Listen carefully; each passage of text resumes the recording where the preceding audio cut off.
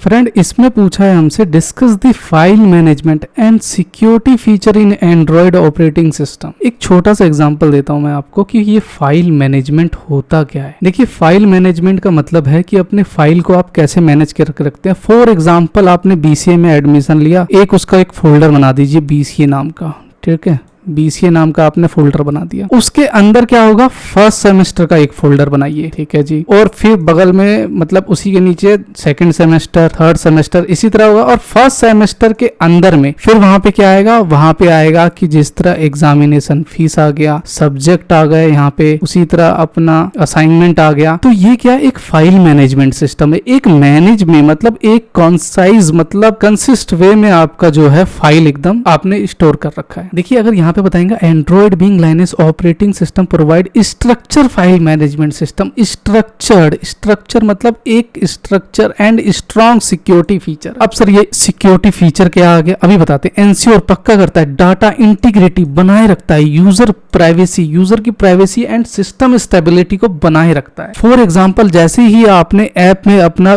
कोई भी आपका HDFC का है ऐप में आपने जिस तरह यहाँ पे टाइप किया एप्लीकेशन पे, तो क्या खुल के आएगा, यूजर लॉगिन और पासवर्ड आ जाएगा। फिर आप उसमें यूजर लॉगिन और पासवर्ड मांगेंगे, वन टाइम OTP आएगा, फिर OTP आप उस पे एंटर करेंगे। OTP एंटर करने के बाद फिर आप देखेंगे कि आपको NEFT करना है, बैंक स्टेटमेंट देखना है या और भी कोई ट्रांजेक्शन करनी है। तो वो क्या एक फाइल मैनेजमेंट सिस्टम में चल रहा है कि वो चीज सारी एप्लीकेशन क्या है। तो उसको आप कह सकते हैं कि लेयर, OIS लेयर, इसे OIS लेयर भी कह सकते हैं। जिस तरह आपने कैमरा खोला तो कैमरे के अंदर क्या है, वीडियो रिकॉर्ड कर सकते हैं, फोटोज ले सकते हैं, HD क्वालिटी में करना हो तो उसको कर सकते हैं। वो क्या है, एक ऐप है, ऐप के द्वारा लेयर है। एजुकेशन हो गया, हेल्थ केयर हो गया, ये क्या है, अपनी ऐप है, ऐप के द्वारा आप कैसे लेयर में कर रहे हैं। बस ये सारी चीजें क्या है, फाइल मैनेजमेंट। वही चीज इसमें भी बताई गई है सारी चीजें। फॉर एग्जांपल SD कार्ड आता है, तो SD कार्ड में यूजर क्या करता है, एक्सेस कर लेता है इंटरनल स्टोरेज, जिस तरह मीडिया है, डाउनलोड है, एक्स्ट्रा। अब फॉर एग्जांपल यहाँ पे जिस तरह हमसे पूछा है कि सिक्योरिटी फीचर क्या, देखिए सिक्योरिटी फीचर के अंदर each app run in A isolated environment. जिस तरह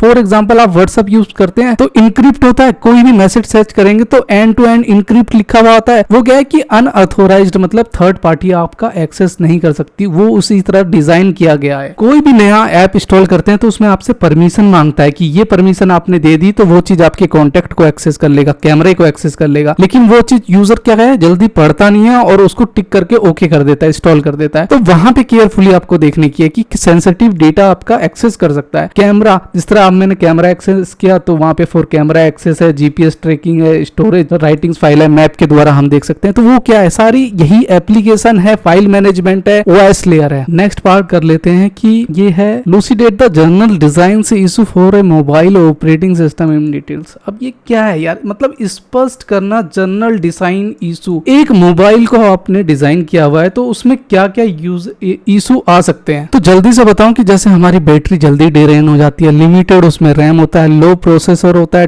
टच स्क्रीन ये तो है कि टच स्क्रीन रिस्पॉन्सिवनेस होता है, और डेटा थेफ्ट एंड मेलवेयर भी आ सकता है थर्ड पार्टी के थ्रू। लिमिटेड स्पेस है, इसके बियॉन्ड हम जा नहीं सकते कि स्मॉल स्क्रीन में है। तो ये क्या आ गया, डिजाइन इशू। कहाँ है भैया, मोबाइल ऑपरेटिंग सिस्टम में है। तो इन सब का सॉल्यूशन भी है। जिस तरह मान लो बैटरी जल्दी ड्रेन होती है, ऐप चलती है, तो वहां पे आप डीप स्लीप भी लगा सकते हैं। आपके ऐप के अंदर होगा ये चीज, सॉरी मोबाइल के अंदर होगा उसमें डीप स्लीप। वहां पे कोई ऐप काम नहीं करेगा, सिर्फ कॉल कर सकते हैं और रिसीव कर सकते हैं, बस इतना ही है।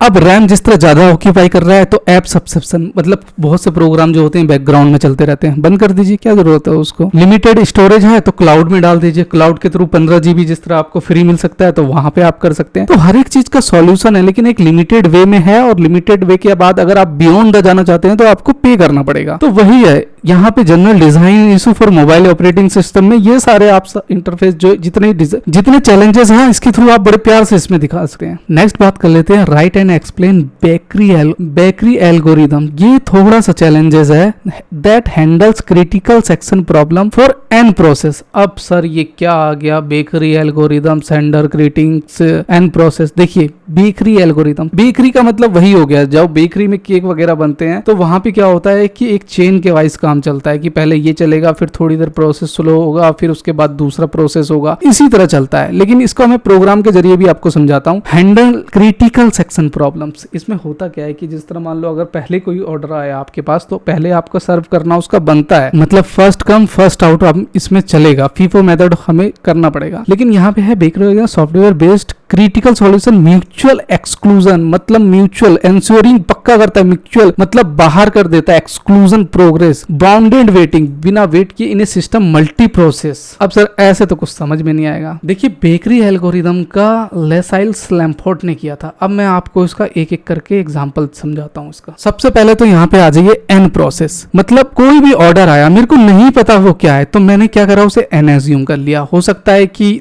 10 से लेके 100 तक भी ऑर्डर आ गए, पीछे के 9 प्रोसेस हो गए, तो मेरे को नहीं पता तो मैं उसे क्या एज्यूम कर लूंगा, एन एज्यूम कर लूंगा। जो चीज हमें नहीं पता होती उसको हम एन एज्यूम कर लेते हैं। यहाँ तक क्लियर है? ये महाशय जी हैं लेसाइल स्लैमफोर्ड, इनको देख लीजिए अच्छी तरीके से, इन्होंने बेकरी एल्गोरिदम का किया था। फ्रेंड इसके लिए हमें 5 हेडर फाइल पता होना चाहिए कि ये परफॉर्म कर कैसे रहा है आखिर में। मैं आपका सिर्फ डाउट क्लियर कर देता हूँ। इसके थ्रू हम देखेंगे कि यहाँ पे आईओ स्ट्रीम जो है लाइक सीन सी आउट और सी डबल आर ये क्या है, इनपुट आउटपुट का ऑपरेशन के बारे में हम दिखाते हैं। और यहीं पे देख लेते हैं enable atomic operation for thread से प्रोग्रामिंग इंक्लूडिंग एस्टोटिक एटॉमिक टाइप। अब यार ये क्या है ऑपरेशन, थ्रेड वाइज कैसे काम करता है। जिस तरह आपने प्रोसेस दिया पहले की वीडियो में, सॉरी नेक्स्ट वीडियो जो आएगी उसमें थ्रेड भी है। अब यार ये थ्रेड क्या आ गया, थ्रेड है क्या ये? देखिए थ्रेड होता है प्रोग्रामिंग, एक होता है सिंगल थ्रेड, एक होता है मल्टी थ्रेड। तो थ्रेड काम कैसे करता है जल्दी से मैं आपको सिस्टम में दिखाऊं कि थ्रेड होता क्या है। तो यहाँ पे आप डिटेल्स में चले जाएंगे ना, डिटेल्स में जाके यहाँ पे थ्रेड देखेंगे तो थ्रेड आ रहे हैं। ये क्या है, मल्टीपल थ्रेड्स हैं जो आपके काम कर रहे हैं बैकग्राउंड में। आ रहा है ना यहाँ पे रनिंग और कहीं पे आपके देखेंगे तो सस्पेंडेड है। अगर मान लो ये थ्रेड का ऑप्शन आपके में नहीं आ रहा तो राइट क्लिक करके यहाँ पे आप सिलेक्ट कॉलम करिएगा और यहाँ पे नीचे आके आपको थ्रेड का ऑप्शन दिख जाएगा। तो यहाँ से आप देख सकते हैं कि कौन सा थ्रेड कितनी क्रिटिकल में चल रहा है। इसमें एक चीज ऐड करना चाहूंगा मैं कि अगर मान लो किसी फंक्शन को, मान लो किसी भी चीज को आपको प्रायोरिटी देना है कि सबसे ज्यादा मतलब मेरा इसी चीज में चलना चाहिए, जिस तरह गेम या कुछ भी हो गया, तो सिंपली आपको करना क्या है, उस पर राइट क्लिक करके यहाँ पे देखेंगे सेट प्रायोरिटी। आप हाई कर देंगे तो सबसे ज्यादा प्रायोरिटी वो उसी को देगा। चलिए ये तो हो गया बियॉन्ड द क्वेश्चन के बारे में। इसके बारे में नेक्स्ट वीडियो में आने वाला है तो आपको पता लग जाएगा। यहाँ पे वेक्टर देख लें तो वो डायनेमिक एरे कंटेनर, वहां पे वेक्टर में हम डायनेमिक में कुछ चीज देंगे जहाँ पे एरे का यूज होने वाला है। एल्गोरिदम क्या करेगा, सॉर्टिंग करेगा यहाँ पे, इसीलिए ये हेडर फाइल इंपॉर्टेंट है। म्यूचुअल एक्सक्लूजन मैंने क्या कहा था कि ensure by ticket by number and process ID, मतलब म्यूचुअल एक्सक्लूजन पक्का करता है वो कौन सा मतलब एग्जीक्यूशन होगा पहले प्रोसेस में। प्रोग्रेस, नो डेडलॉक आ गया। इससे पहले वाली वीडियो में हमने देखा था कि डेडलॉक सिस्टम इवेंचुअली नहीं होना चाहिए। फेयरनेस, लोअर नंबर्स और lower ID process get priority, मतलब जो पहले मतलब नीचे वाला नंबर है उसको प्रायोरिटी पहले देगा। अब चलते हैं प्रोग्राम के जरिए। फ्रेंड आपके पास अगर कंपाइलर या VS कोड नहीं है तो आप सिंपली इसको अपना C++ गूगल पे टाइप करके वहां से कंपाइलर आप डाउनलोड कर सकते हैं। तो यहाँ पे मैंने कोड बना रखा है, मैं उसी कॉपी पेस्ट कर देता हूँ सिंपली। यहाँ पे देखेंगे कि मैंने क्या कहा था कि मैंने एक n नंबर लिया, मतलब 5 नंबर दे दिया। सबसे पहले तो मैं रन करके दिखाता हूँ, यहाँ पे कितने सेकंड तक होल्ड होगा वो देख लेता हूँ। 1 सेकंड तक, चलिए ठीक है। अब ये देखिए कि इसने प्रायोरिटी कैसे लिया, मतलब 0 आया, 1 आया, फिर 2 नहीं आया, 3 आ गया, 4 आ गया, 2 आ गया। तो ये कैसे हो गया मेरा, दोबारा एक बार करके देखते हैं हम रन।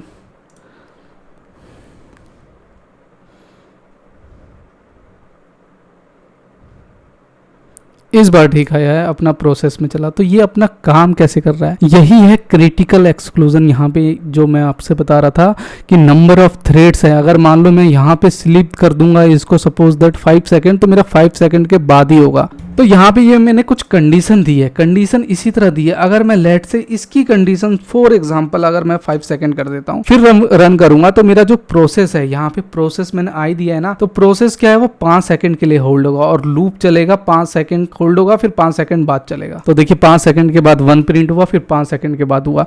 तो ये टर्मिनेट कब हुआ, जब ये 0 से लेके 5 तक, मतलब 0 से लेके 5 तक में प्रोसेस हो जाएगा, उसके बाद मेरा क्या होगा, टर्मिनेट हो जाएगा। 5 नंबर इंडेक्स पे 0 1 2 3 4 5 हो गया ना जी। तो ये कितने हैं, 5 नंबर है, तो 5 यहाँ पे दिया हुआ था, तो उसके बाद टर्मिनेट हो जाएगा, लूप क्लोज हो जाएगा और प्रोग्राम आपका ऐसे रन करके कोड सक्सेसफुली आ जाएगा।